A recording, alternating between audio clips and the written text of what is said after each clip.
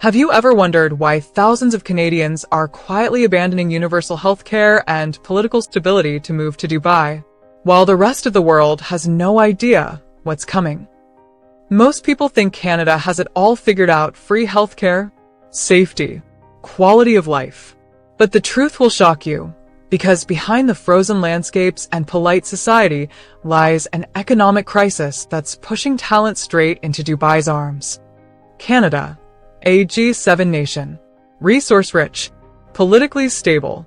Dubai, a desert city barely 50 years old, built on sand and ambition. On paper, there's no competition. But in 2025, the smartest money is betting on Dubai. And by the end of this video, you'll see exactly why the future isn't where you think it is.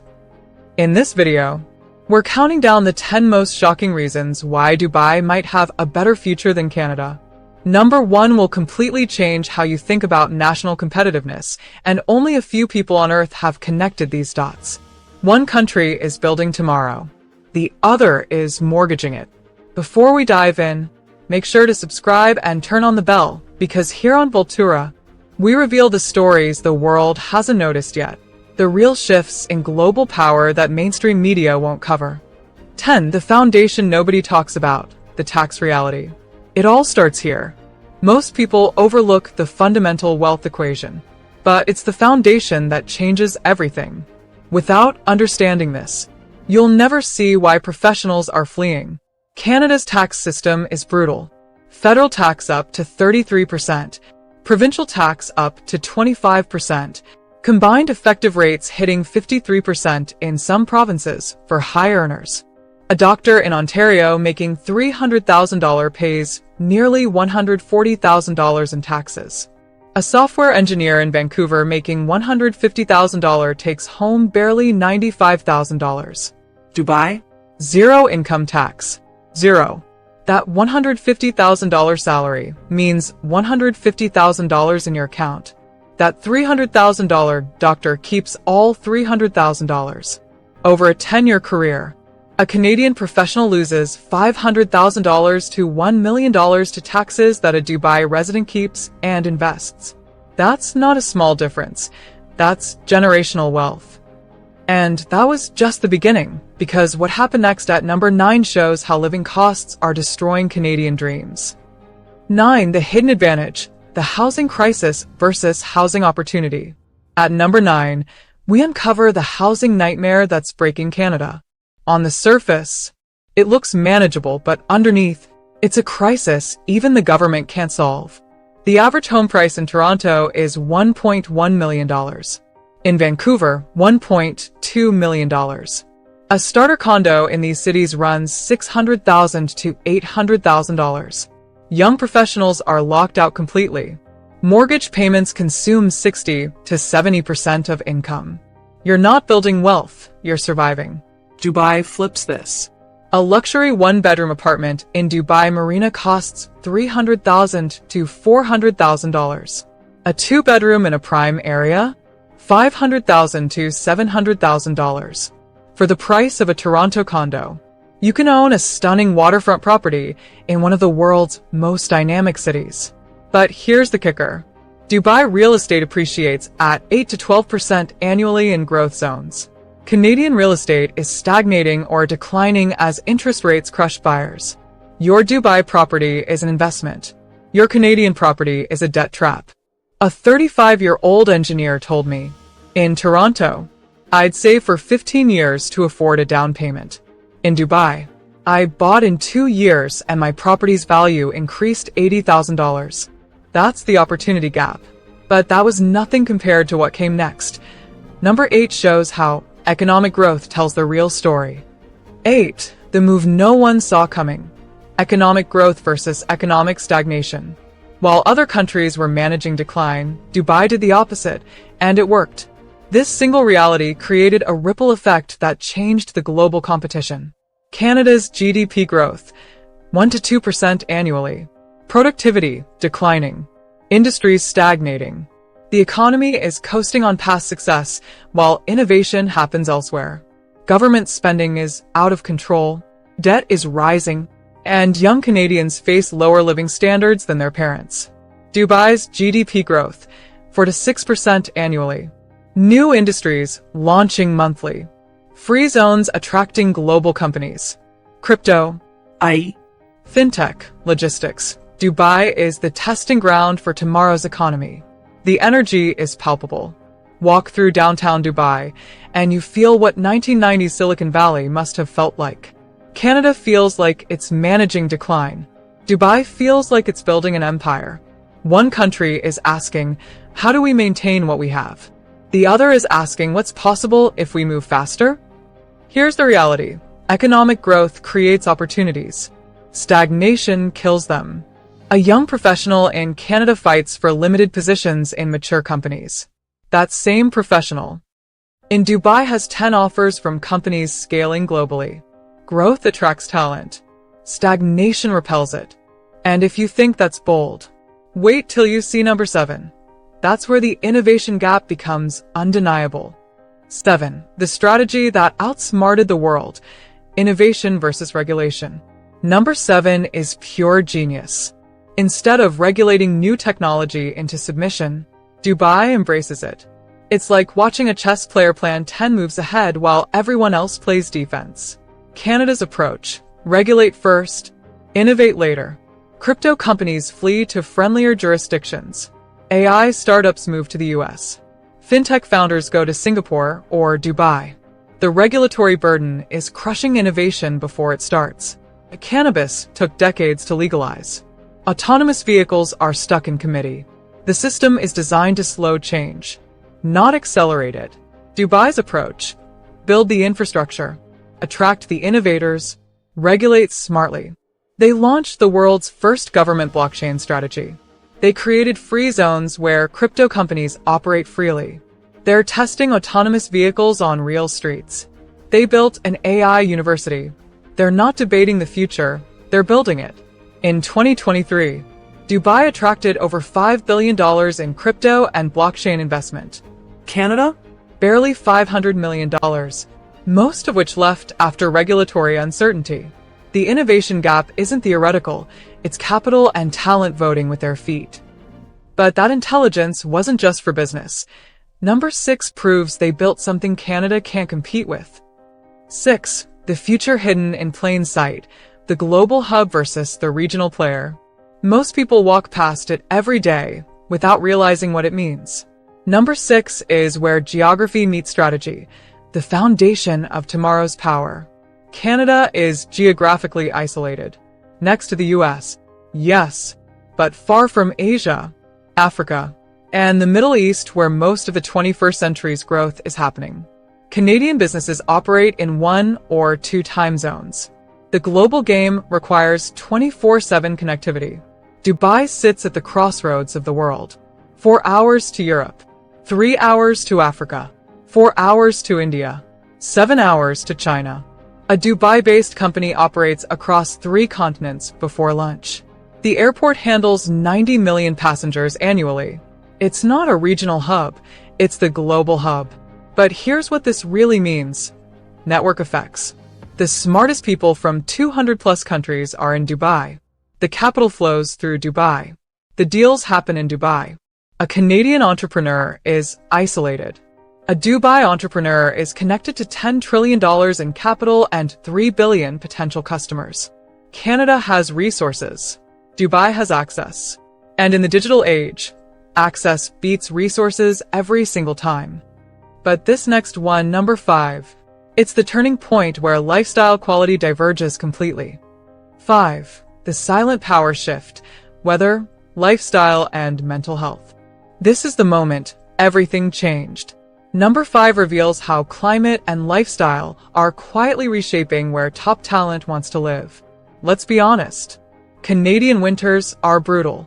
6 months of cold, darkness, and isolation. Saisonnale dépression affecte millions. You spend October to April indoors, fighting snow, bundled in layers, dreaming of warmth. The psychological toll is real and rarely discussed. Dubai offers 365 days of sunshine, beach life year-round, outdoor dining, rooftop lounges, endless activities. The lifestyle isn't just better, it's transformative for mental health. Vitamin D. Outdoor exercise, social connection. It's all easier when it's not minus 20 degrees Celsius outside. A Toronto marketing director told me, I didn't realize how depressed Canadian winters made me until I left. In Dubai, I'm outside daily, more active, happier. I'll never go back to shoveling snow and gray skies. But it's deeper than weather. Dubai is safe, 7th safest city globally. You can walk anywhere, at any time. Canada's major cities are seeing rising crime, drug crises, and urban decay. Vancouver's downtown is struggling with addiction and homelessness. Toronto's transit system feels unsafe. Dubai's streets are pristine and secure. Quality of life isn't just income. It's safety, sunshine, and the feeling that your environment supports thriving, not just surviving. And yet, number 4 is where the political contrast becomes impossible to ignore. 4. The system that can't be copied. Political stability versus political chaos. Others tried to duplicate it, they failed. Number 4 shows why Dubai's governance model works, and why Canada's is fracturing. Canada is politically divided like never before. Federal Provincial battles. Language politics. Resource conflicts. Urban-rural divides. Indigenous reconciliation stalled. Every policy is a fight. Every decision is paralyzed by competing interests. The system is designed for consensus, which means nothing bold ever happens. Dubai has decisive governance. One vision. Fast execution. When Dubai decides to build something, it gets built on time and on budget. The Burj Khalifa, Palm Jumeirah, Dubai Metro. Museum of the Future, projects that would take Canada 20 years happen in 5. But here's the controversial truth. Sometimes efficiency matters more than democracy. Canada debates infrastructure for decades while traffic worsens. Dubai builds it and moves forward. Canadian entrepreneurs wait months for permits. Dubai issues them in days. I'm not saying one system is morally superior. I'm saying one system builds the future faster. And in a competitive global economy, speed wins. Investors want predictability. Dubai offers it. Canada offers committee meetings and political uncertainty. Where would you put your capital? But it's number 3 that turns the story from governance into unstoppable momentum. 3. The billionaire magnet, the brain drain phenomenon. At number 3, we uncover how Dubai became the ultimate magnet for global talent, not by chance, but by design. And Canada is bleeding its best and brightest. Canada is experiencing its worst brain drain in decades. Doctors moving to the US or Dubai. Engineers leaving for Silicon Valley or Singapore. Entrepreneurs fleeing to tax-friendly jurisdictions. The country spent billions educating these people, and they're leaving because there's no future worth staying for. Dubai attracts 40,000 plus millionaires annually. Tech founders, finance executives, crypto entrepreneurs, content creators, the world's most ambitious and talented people are relocating. Why? Because Dubai rewards success instead of punishing it. A Canadian software founder told me, in Toronto, I was taxed at 53%. Every dollar I made felt like I was being penalized for succeeding. In Dubai, I keep everything and reinvest in growth. My company 3x'd in 18 months. This isn't just about taxes. It's about surrounding yourself with builders, not complainers. Canada's culture has become risk-averse and resentful of success. Dubai celebrates it. When everyone around you is building empires, you think bigger. When everyone around you is complaining about the system, you shrink. The brain drain isn't slowing down. It's accelerating. And every talented person who leaves makes Canada weaker and Dubai stronger. But even talent and ambition can't buy what comes next. Number 2 is what separates nations that rise from those that fade. 2. The lifestyle that redefines wealth, debt culture versus investment culture. Number 2 is where national philosophy meets financial destiny. Because at this level, Real wealth isn't about GDP, it's about what citizens actually own. And the difference is shocking. Canada has debt culture. The average household debt-to-income ratio is 180%. Canadians owe $1.80 for every dollar they earn. Mortgages, car loans, credit cards, student debt. People are buried. They're not building wealth. They're servicing debt. The system is designed to keep you paying interest forever. Dubai has investment culture. No income tax means disposable income. Lower living costs mean higher savings rates. Real estate is accessible. Starting a business costs $1,000 and takes 48 hours. The entire system is designed to help you accumulate and invest capital, not extract it from you through taxes and debt. Here's the 10-year comparison. Canadian professional asterisk. Heavily taxed income. Massive housing costs. High debt service payments. Saves 5 to 8% of income. Builds $150,000 in assets. Dubai professional asterisk. Tax-free income. Reasonable housing costs. Minimal debt. Saves 35 to 45% of income. Builds $550,000 in assets. Same career. Same work ethic. $400,000 difference in actual wealth. That's not a policy difference. That's a philosophical difference about what nations should do for their citizens. But number one, this is where everything converges. Stay with me. This is the future in real time. 1. The secret vision for tomorrow, the 2050 bet. Here it is. The ultimate truth about Dubai versus Canada. While one country is planning for 2050, the other is struggling with 2025. Canada's 2050 plan: reach net zero emissions, manage an aging population, hope immigration fixes productivity. It's defensive planning. Survival mode. How do we maintain what we have as the world changes? Dubai's 2050 plan: become the world's smartest city, led in AI and autonomous systems. Establish Mars Science City, dominate the space economy, become the global hub for digital assets and virtual economies. It's offensive planning. Empire building. How do we own the technologies that will define the next century? This isn't about oil. Dubai's economy is only 1% oil dependent now. This is about vision. One country sees itself as a global player in humanity's next chapter. The other sees itself as a comfortable middle power, hoping not to decline too much. Dubai is building Mars simulation cities. Canada is arguing about carbon taxes. Dubai is launching AI universities. Canada is debating pronouns. Dubai is attracting SpaceX engineers. Canada is losing them. Here's the uncomfortable truth. Nations that plan boldly attract the future. Nations that manage decline get exactly that decline.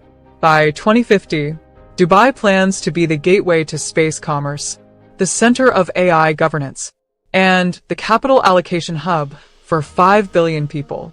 By 2050, Canada hopes to still have functioning healthcare. The future isn't about resources or history. It's about vision, execution, and speed. Dubai has all three. Canada is running on fumes from past glory. Conclusion. So now you see why this isn't about patriotism or preference. It's about recognizing which trajectory is ascending and which is descending. Canada is a great country with wonderful people, but great countries can lose their edge when they stop thinking ambitiously.